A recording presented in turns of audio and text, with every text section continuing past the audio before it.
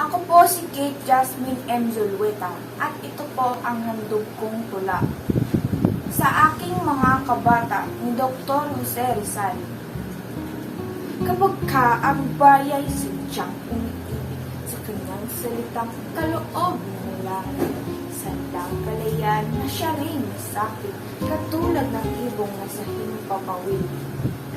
Pagkat ang salita'y isang kahatulan sa bayan, sa nayon, mga kaharian, at isang tao'y katulad kabagay ng alimang likha noong kalayaan.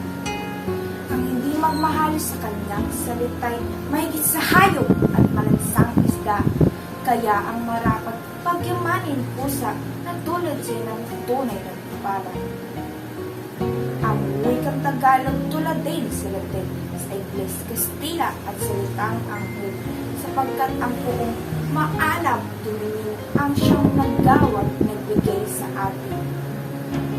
Ang salita natin huwag din sa iba na may alfabeto at sariling letra, na kaya nawalay dinatna ng sigwa ang lunday sa lawa noong dakong una.